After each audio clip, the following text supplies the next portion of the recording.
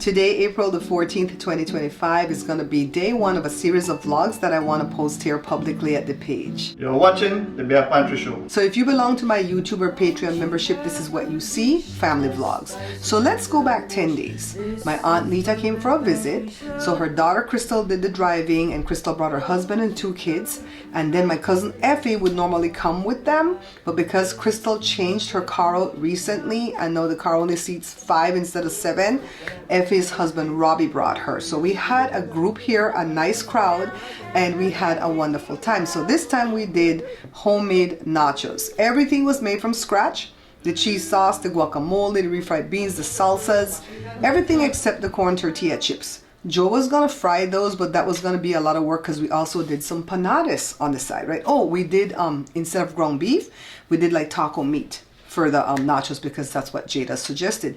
Jada cooked that for me because she was home, and it was very good. It was highly seasoned and so delicious. The only thing that I personally didn't like was the corn tortilla chips that we got from Northgate, because for some reason their masa has a unique smell to it. Now, it's not going bad, but it has a very pronounced smell that I don't like. So they use that same masa to make the corn tortillas, right? So the tortilla has a smell. They use the same tortilla to fry as chips, so the chips has a smell. I don't know if it's something that they clean the corn with or whatever, but it's strong. So I think I prefer my stuff from Cardenas. The reason why Joe was going with Northgate is because they're closer to us, and also the masa is more dry, so it's not like so sappy wet that I have to put flour. And a lot of people drive me and go, why don't you put like cornmeal or whatever, or corn flour? I just put regular flour, it works. You know, so I'm gonna have to keep putting flour so my panades won't fall apart in the future. Anyways, for dessert, we served cinnamon rolls, which I made from scratch, and Jada suggested that over jam rolls, which I know Effie would have preferred, because she said it uses less butter, and I was kind of like running low on butter, you know, until my next shopping date. Child, that cinnamon roll used more butter than jam roll. All right, because you have to put butter in the dough. You have to put butter in the filling part, you know, the brown sugar, cinnamon, butter filling. The only thing I didn't put butter in was the frosting, because I just used a glaze instead of cream cheese frosting. Then I also made a mini chocolate cake, which I love to make. You've seen me do it here several times at the page. I have shorts on it showing you how to cut it up, stuff like that. Now my little tins are 6 by 2. But the cake don't come up as high as 2. They come up like a little bit over 1 inch, so between 1 inch to 1.5 inches, times 3 layers, 6 round. So once you cut out a good chunk of that cake to get a slice, you better quickly continue to cut that cake, because you cut the next slice and all the cake's gonna start falling down because of the way it's so round and tall.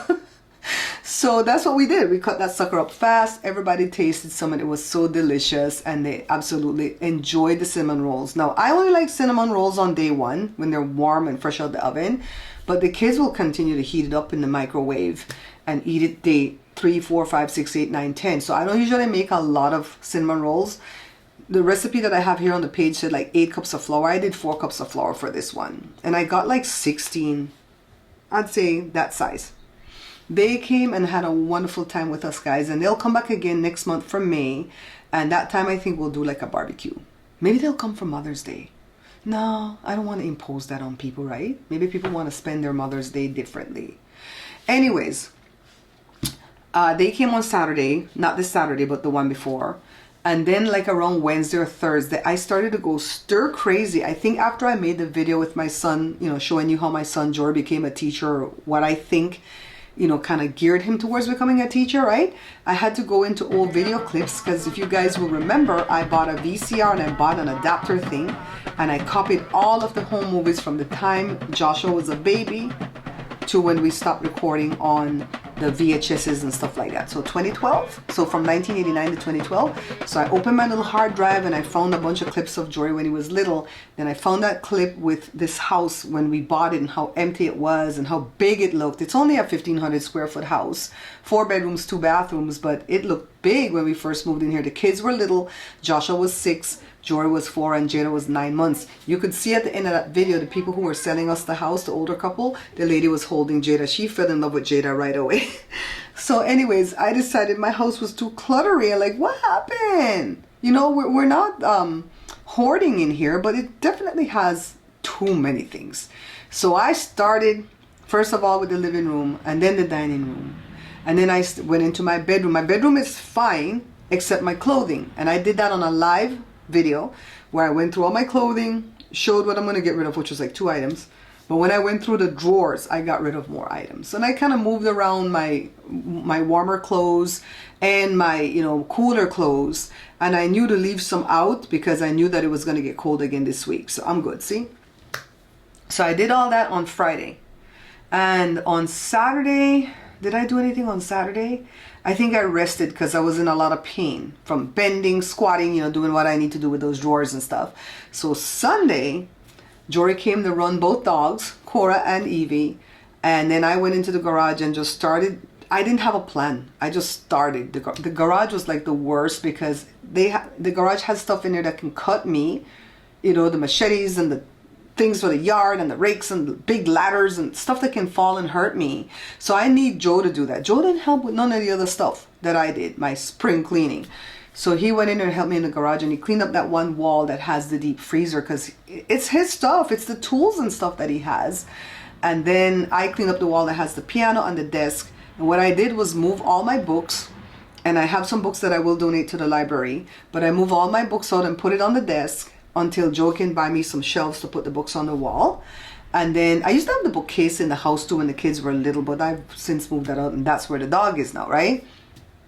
So I did that, and in this cabinet that we've had here since forever, Joe put this cabinet in, I put all my appliances so that I can find them, because we have 2 large shelving unit in here that Joe built, but it has all the stuff that I used to do the cooking videos and the cookbooks, all the different plates and the rags and the cloths and the little, whatever you see in my pictures, I have stuff to plate the things on. I can't use the one plate over and over again, right?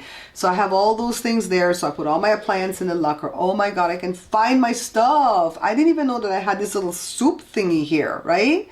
So then oh man, I worked Saturday. How did I forget? I said I rested. No, I did not rest.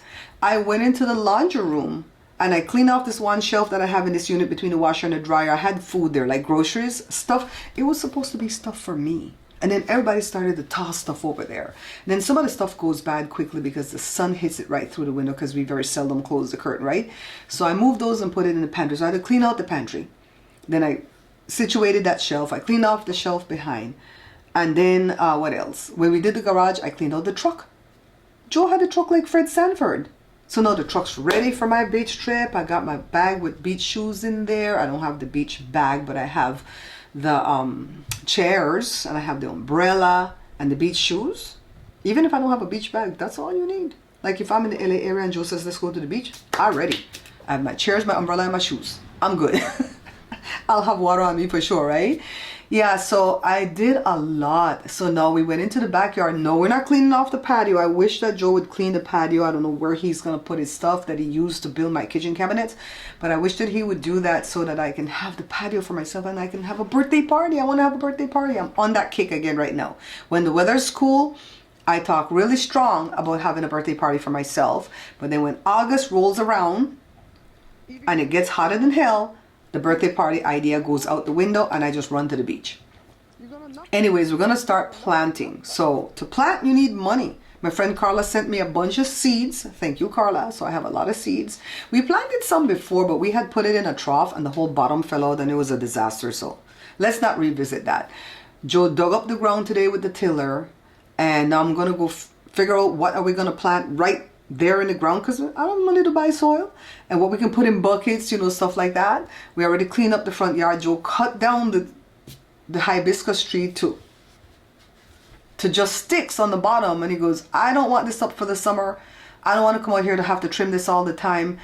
In the one that has the pink hibiscus, houseflies like to reside in there. That's like their hotel. You pass by and you go zzz, zzz, zzz, zzz, zzz. That's all you hear.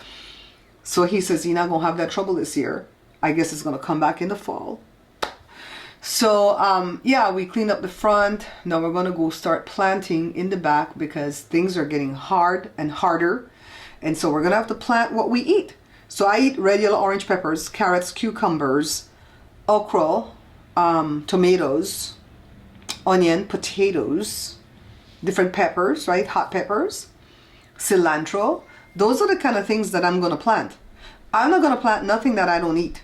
So I'm not gonna plant no type of squash unless Joe put mushmelon, which is cantaloupe, somewhere out there. That's not for me. I don't eat that. Watermelon? Yes, that's your girl's thing right there. So we have an orange tree, so we'll get oranges again this year. We have a grapefruit tree that we got one grapefruit off of last year, so let's see what's going to happen this year. We have an avocado tree that hasn't produced it, and we have a lemon tree. So we're going to eat off this land eventually, this desert land, right?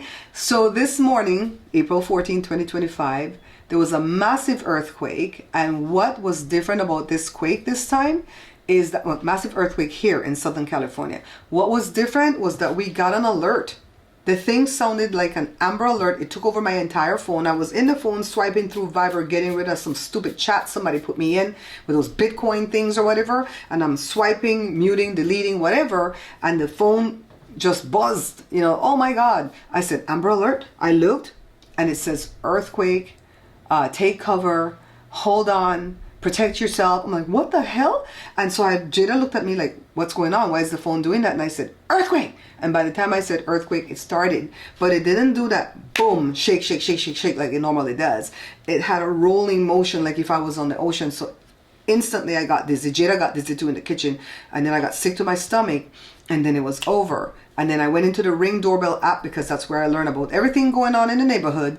And somebody said, that was a big quake. Well, it didn't feel that big to me, but it felt awful, you know, the way it kind of rolled. Joe didn't feel it because he was outside tilling the earth. Joshua was asleep. After he woke up, he said, yes, I felt it. He said he got 2 Amber Alerts, so he thinks there were 2 earthquakes back to back. So maybe one was an aftershock. So anyways, it was near San Diego, in a town called Julian, and they felt it in America and in Mexico.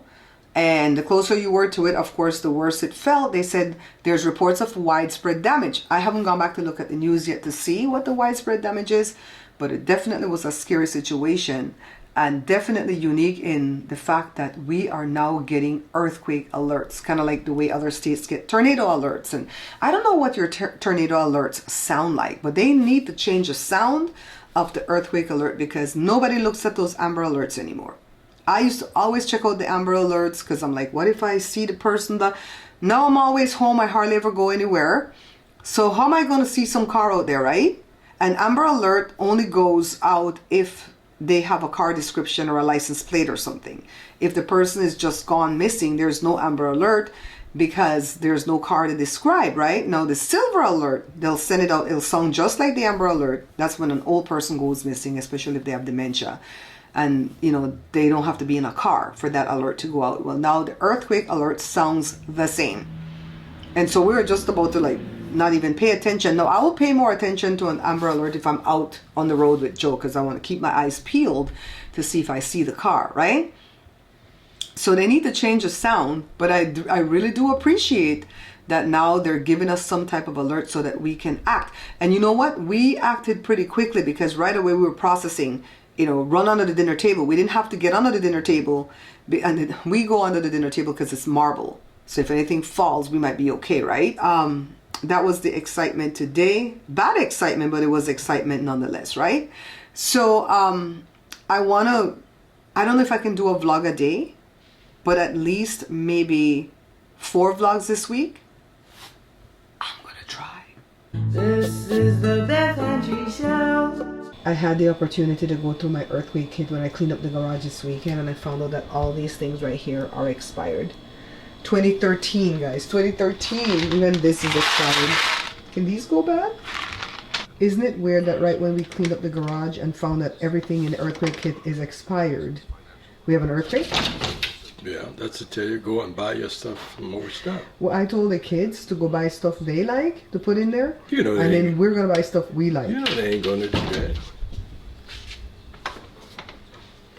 Ooh, food time. She already ate. Oh, She's jumping because she want to come eat our food. ooh, that's high. Joshua, Huh? isn't it weird that right when I cleaned up the garage with Daddy on the weekend and found out that all the earthquake kit food is expired? Earthquake.